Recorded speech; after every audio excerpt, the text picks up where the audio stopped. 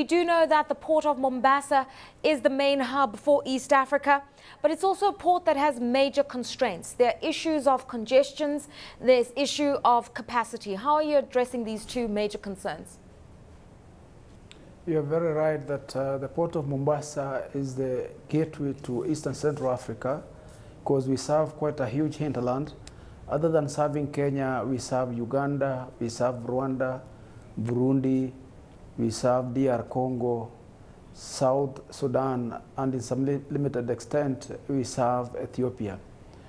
Yes, there have been some challenges with regard to the volume of business, because if you look at how we have been performing, the volume of business has risen from 14.4 million tons in the year 2006 to about 19 million tons in the year 2010, which is an increase of about 7.1%. While this would appear to be reasonably good, the pressure has been on some sectors of the cargo. Okay. In that you find that the container traffic has actually been growing faster than the overall growth in traffic, rising from about 480,000 20-foot equivalent units to about 696,000 by 2010.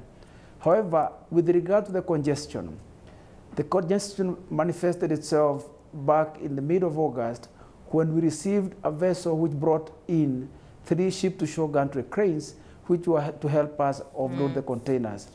So as a result of that, we had a withdrawal of one of our berths for a period of about 10 days. And during this period, only 1/3 of the container terminal was operating because we are undertaking some repairs. Okay. So okay, we get a sense of what's going on. Now, you talk about the acquisition of these 3 new gantry cranes. That's fine. It's going to help you in the long term with issues of congestion. But there's also other issues that business complains about, like power outages. So for them, the clearance times from the port of Mombasa are delayed, and effectively some of those inefficiencies are adding to the cost of doing business. How are you going to deal with some of these operational concerns? Of immediate concern is the fact that how are we addressing what is obtaining on the ground? The first thing is that as soon as this equipment is up and running, it will bring on board almost double the existing capacity. Hence, we should be able to clear the backlog. In the same vein, we have also deployed some of the vessels to areas where we work conventional cargo, and it seems to be working well.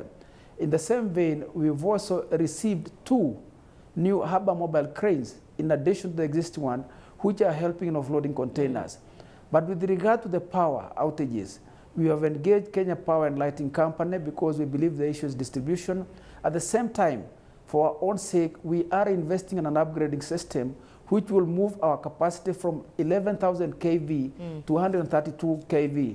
This may be available in the course of our next year. Right. But for the time being, we have engaged ourselves and we are being sorted by Kenya Power and Lighting Company. There's also talk of possibly the next move being moving very quickly on building the port of LAMU, particularly to help service countries further up in the north of Africa, the Horn countries like Ethiopia, a new country like Southern Sudan.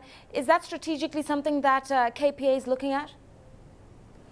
Let me give a little bit of a preamble on the development of LAMU and what is happening before LAMU gets on stream. As we speak today, we are extending the existing container terminal by an additional 160 meters of quay length to provide berth number 19. At the same time, we are also developing the second container terminal with a capacity of 1.2 million TEUs, which means that even as we wait for LAMU to come on stream, there will be a lot of capacity available in the port of Mombasa. However, it is important to realize that we require another development corridor which will now be originating from LAMU and all the way to Juba, and possibly it may end up into the Central African Republic. Now, this second port of LAMU will work as an alternative to the port of Mombasa and will also be a spillover once we've got too much business in the port of Mombasa. So in a sense, the main development is a corridor development whose functionality or whose important role is to open that area and provide access for Ethiopia, Sudan, and part of Uganda and Central Africa.